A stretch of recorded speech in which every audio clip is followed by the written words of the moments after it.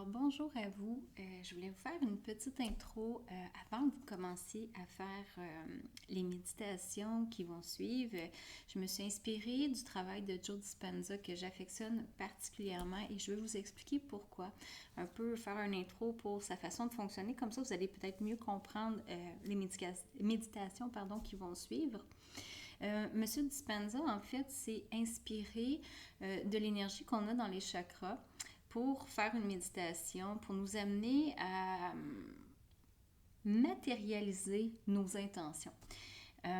Joe n'aime pas qu'on parle de chakra, il trouve que ça a trop un aspect spirituel, donc lui, il va parler plutôt de centre énergétique. Mais la façon qu'il utilise l'énergie, la respiration, comment il fait monter ça dans le corps, ça peut avoir des similitudes avec la méthode qu'on utilise en yoga qui s'appelle la Kundalini, l'éveil du serpent dormant, à la base du chakra, à la base de tous les chakras, le chakra racine, que l'on fait monter le long de la colonne vertébrale pour éveiller l'énergie qui sommeille à l'intérieur de nous.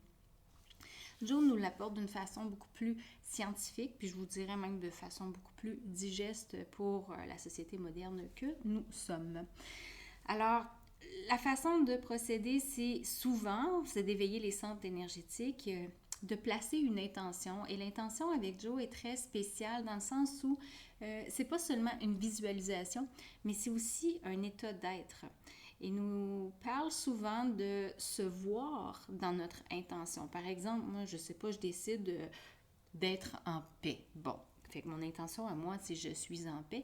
Bien, au lieu de juste me voir en paix, bien, il faut que je le vive, ce moment-là de paix. Alors, c'est de matérialiser ce futur-là que j'aimerais être, cet état-là dans lequel je voudrais être. En fait, c'est un peu des souvenirs de notre futur qu'on essaie d'inculquer durant les méditations. Est-ce que j'espère que vous me suivez encore?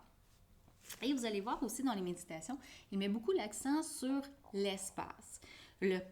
Comment que votre centre énergétique ou votre corps occupe d'espace dans l'espace, l'espace autour de cet espace. Et au début, ça peut avoir l'air un peu farfelu, mais je vous explique pourquoi il utilise autant le terme espace. Premièrement, je vous ai parlé de l'intention. L'intention, c'est pas juste une visualisation, c'est pas quelque chose qui est en 2 dimensions, mais bien en 3 dimensions. Donc, le fait d'utiliser l'espace, ça vous ramène aussi dans un système 3D.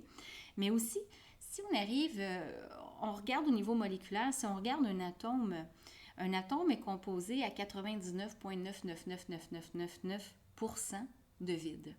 Aujourd'hui, la science quantique, la physique quantique s'entend pour dire que ce vide-là, c'est de l'énergie.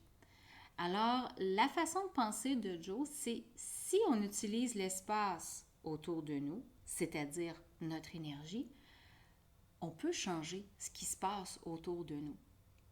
Lorsqu'on utilise des émotions, pas des émotions fortes, mais des émotions élevées, qui va dire des émotions hautes en fréquence, lorsque l'énergie rencontre cette émotion-là, la matière se transforme. C'est de la façon qu'il l'apporte. C'est un résumé vraiment très bref. Allez voir son travail, c'est extraordinaire ce qu'il fait. Je patauge beaucoup là-dedans, alors c'est ce qui m'a inspiré les méditations qui vont suivre. Et bien sûr, je me fais un devoir de me dissocier de droits d'auteur ou de copies ou de trucs comme ça pour la simple et bonne raison que je veux juste vous traduire son ouvrage parce qu'il n'y a pas beaucoup de choses qui sont encore disponibles en français.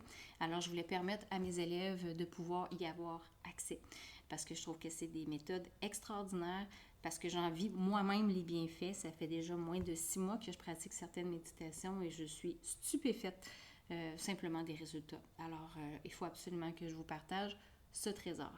Alors, je vous laisse aller dans les prochaines méditations. Je vous invite à en profiter et si vous avez des questions, commentaires, bien, vous êtes toujours les bienvenus.